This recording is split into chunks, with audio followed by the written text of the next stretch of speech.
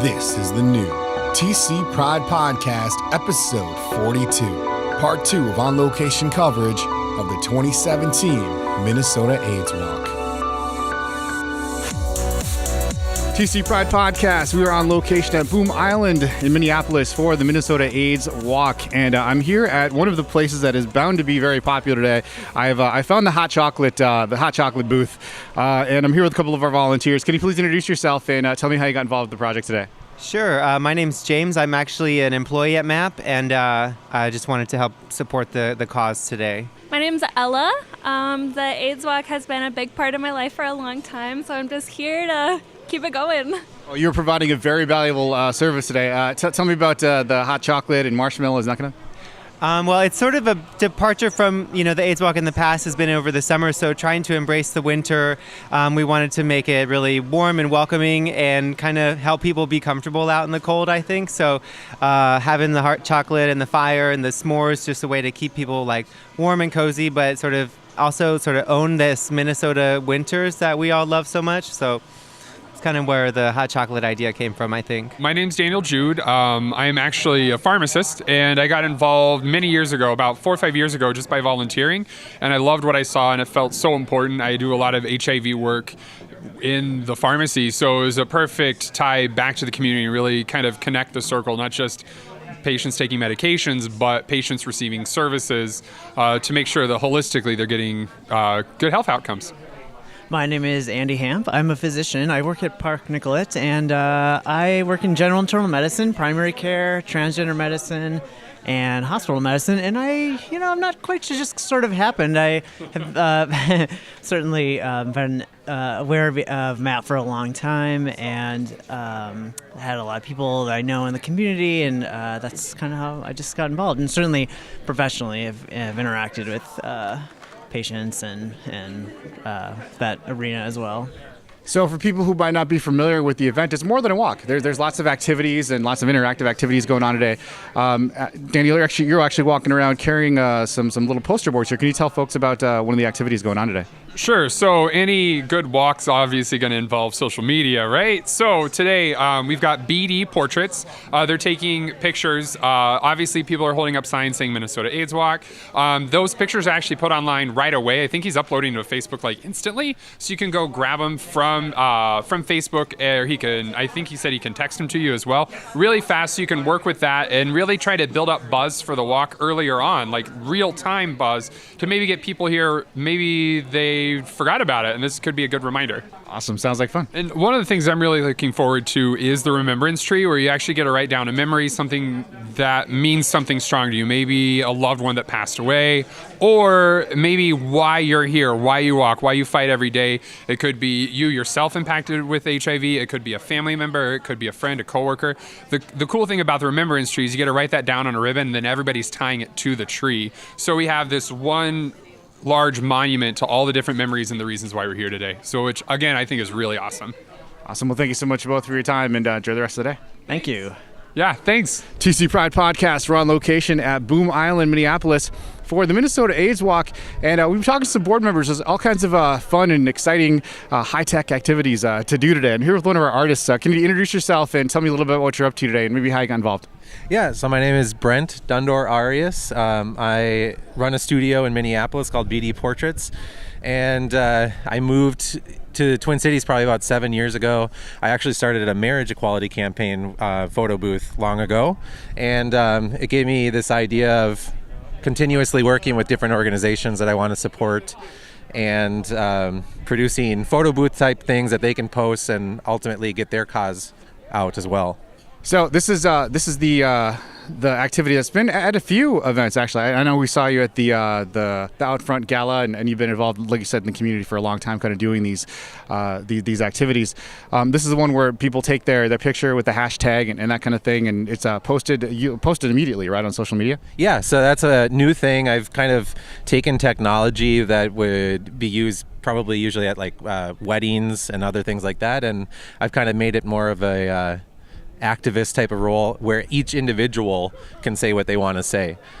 Today, here for the Minnesota AIDS Walk, we're using just one sign, but ultimately people can put their pictures up on Facebook and say whatever they want.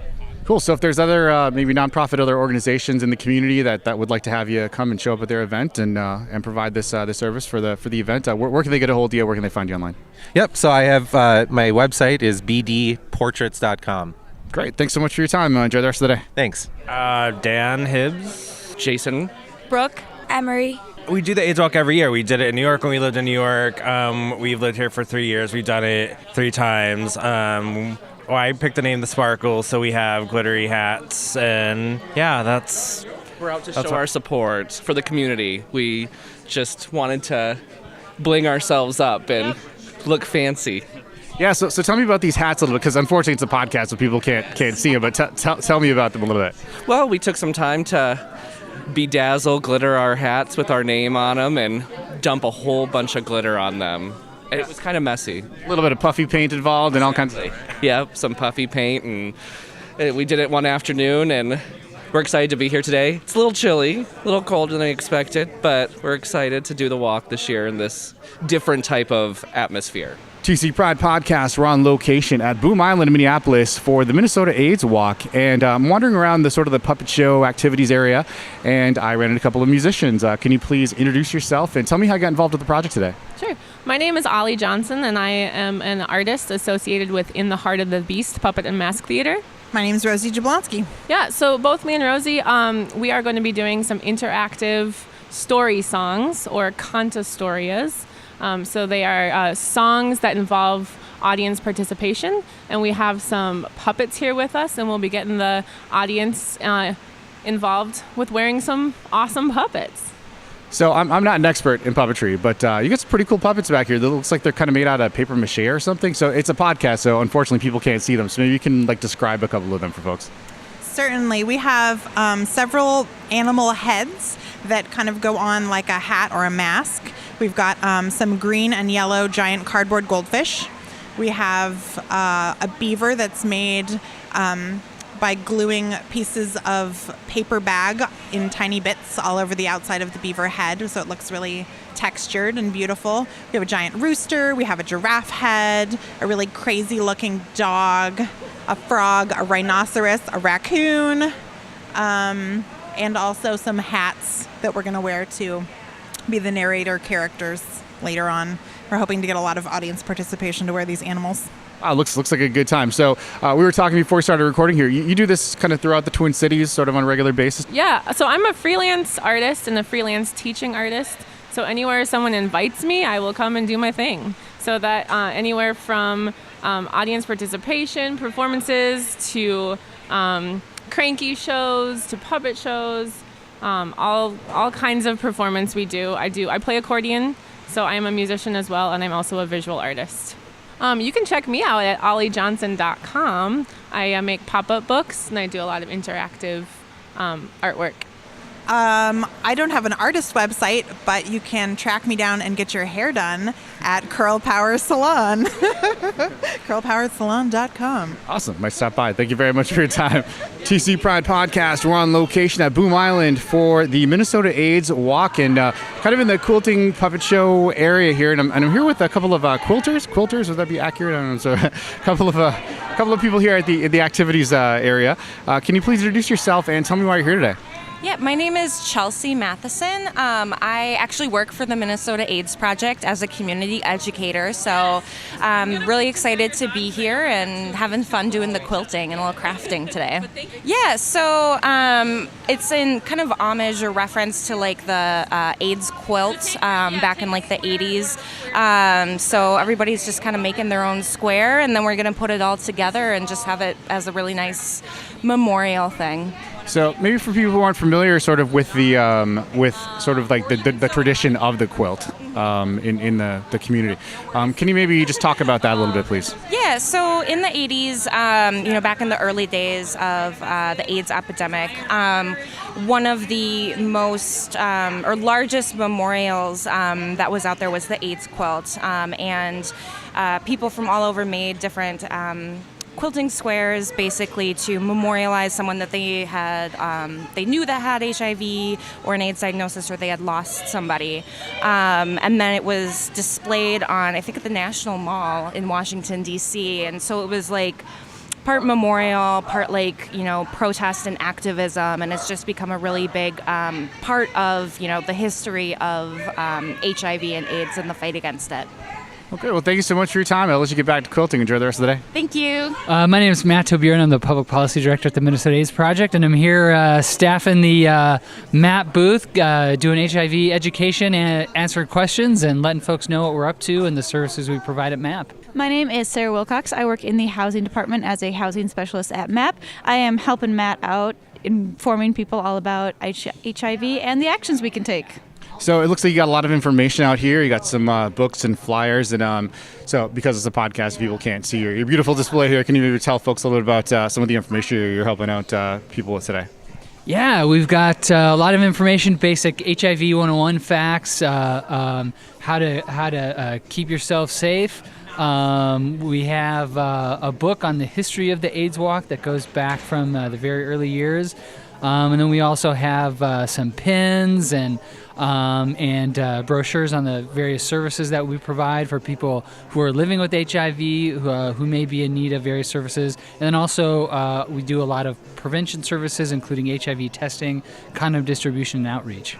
I work in the housing department, so we help people find different landlords who will be willing to work with them, and then we pay part of their rent and try and find them permanent, stable housing. So we visit them once a month and work with them to create different housing goals to make sure that they can live there successfully. My name is Chris Krivenik, and I'm a new board member. I just joined the board in November, and I actually am a MAP client. So I joined the board really to give back to the organization that really has helped me to connect with some of the services in the community. So they provide some housing assistance. There is a program called Every Penny Counts, which provides financial assistance. And then the one that I particularly take advantage of is a program called Positive Link. Positive Link is an opportunity for generally men who are HIV positive to get together and learn more about HIV and health topics. So we get together once a month. I think probably the best way is to volunteer. You can go to the website and volunteer for any one of the numerous events that we have throughout the year. The AIDS Walk being one of those things, and then we also have the Red Ribbon Ride coming up in July. So there's a lot of opportunities to volunteer. Awesome. Thanks so much for your time, Chris. Enjoy the rest of the day. Thank you. Hi, my name is Lynn Mickelson, and I'm the Director of Legal and Benefits Services at MAP. I've been with MAP since 1995. Wow. Okay. So you're actually walking around handing out these. I know there's lots of red. There's lots of like red like scarves. There's also these. You've got these silver ribbons here. Can you tell folks a little bit about those? Yeah. So we are doing something I think that's going to be very beautiful. People are invited to write names of people they're walking for, folks that have died or who are living with HIV or affected by HIV, can write their names on the ribbon. And then at our memorial celebration later today, we're going to tie those ribbons on a tree structure out here in the park, so we'll have this beautiful ribbon tree of remembrance for people. So you said there's a remembrance tree. There's a bunch of activities. What are some of the other fun activities going on today for folks? Well, did you just see the bear? That's a really cool bear. The big wire mesh puppet bear. The Heart of the Beast Theater is here, and they're doing a puppet show for kids of all ages in one of the tents. There's quilt making in one of the tents. We've got marshmallow roasting and hot chocolate drinking. There's a house structure the kids are gonna help put together out here, where they'll build the planks as the afternoon goes on. And it's really a chance for the community to gather and just be together, share memories and hopes and dreams for the future and ending HIV. My name is Bill Devine, and I am here with Nigel, who is my pit bull. And we are here just so I can contribute somehow to raising awareness and help there be resources for those who are dealing with HIV/AIDS in the state of Minnesota.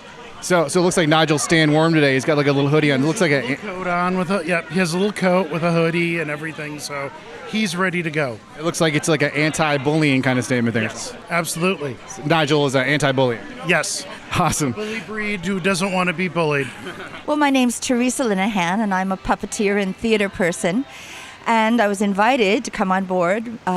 It's because we expect all kinds of people and people of all ages. And so we've brought a few puppet shows, quasi-political, for people to sit and watch if they want to warm up in the warm tent, as well as explore and hobnob with other people who are concerned about our welfare and our well-being and our health. So it sounds like the puppet show isn't just for kids, it's for kids of all ages, basically. Oh, no, puppetry has long since gone into a renaissance where it really is out of the playpen and it's out there in the adult world and to great effect.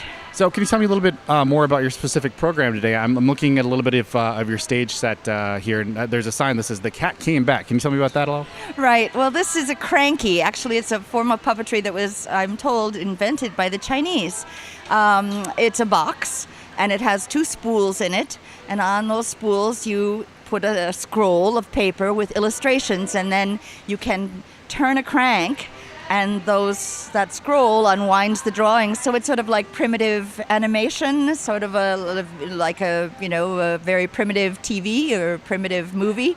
And in this case, it's to a song called "The Cat Came Back," which is a great little folk song about persistence.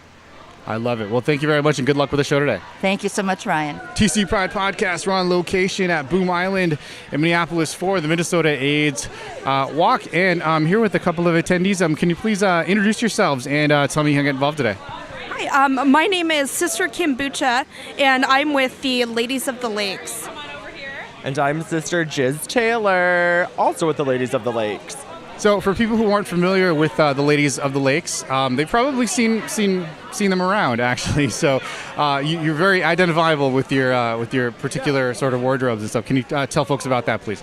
Certainly. So, we're the Ladies of the Lakes, and you've probably seen us. We are a bunch of queer nuns that go around, turn fun into funds to raise money for the LGBTQA community. We go out where we're asked, when we're called, to have fun, to spread cheer. And yeah, you've probably definitely seen us in our giant white coronets and our big bright white faces full of wonderful colors of makeup, I guess. Yeah, and I guess our ultimate message is to show people that if we can go out into the public looking like these crazy, glittery queer nuns, that you can live and be your authentic self, and to show. We also want to show people that you're loved and that you are loved, and that you should live your true, authentic self. So, like I say, I've seen you around at events throughout the community. So, why was it so important for you to come today and support the event today? Well, the Minnesota AIDS Project does a lot of great things for folks in our community with HIV and AIDS, and the Sisters of Perpetual Indulgence have a long history of working with organizations that deal in that, and so it was very important for us to get out here and show our love and support and raise money for this great event. And for people who aren't maybe as familiar with the Sisters of Perpetual Indulgence, could you tell me just a little bit about the organization, maybe the history of the organization for people that might be curious? Yeah, so the organization started in the late 1960s with 4 gay dudes in San Francisco that had nothing to do on Easter, so they dressed up as nuns and walked around the Castro to get some attention, have some fun. And then it sprouted into an international organization all over the globe of queer activists going out, spreading joy, spreading love, spreading fun. And, just having a good time and telling everyone that they're loved and hope they have a good day, I mean, put a smile on their face, right? Put a smile on my face. So if people want to find out more information online, where can they go? You can go to thesisters.org to find out more information about the sisters, about our history, and to get more information. The TC Pride Podcast has been a production of Podletter Media and Twin Cities Pride. Subscribe now on iTunes or Google Play and submit your first Pride story at myfirstpride.org.